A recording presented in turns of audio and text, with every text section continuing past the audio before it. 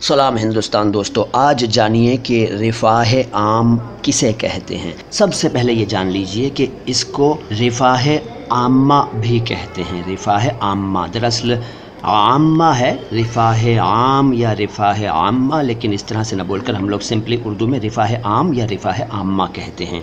ये तो आप जानते ही हैं कि इसमें आम या मैंगो का कोई रोल नहीं है। ये एन अक्षर से शुरू होने वाला शब्द है, उर्दू के एन अक्षर से।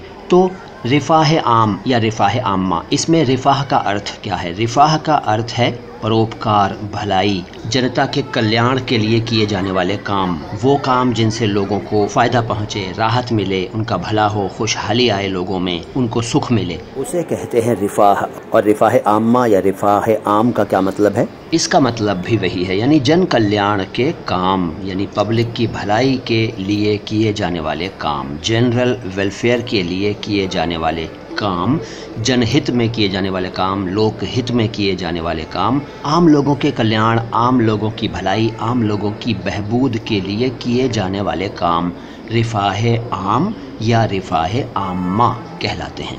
इसका एग्जाम्पल सुन लीजिए। मान लीजिए कोई साहब या कोई साहिबा हैं जो जनता के कल्याण के लिए, आवाम की सेवा के लिए काम करते हैं, तो हम कह सकते हैं कि ये साहब रिफ़ाह आम या रिफ़ाह आम्मा का काम करते हैं, या रिफ़ाह आम या रिफ़ाह आम्मा के लिए काम करते हैं, या रिफ़ाह आम या रिफ़ाह आम्मा के फील्ड में, क्षेत्र में, हल्के में काम करते हैं।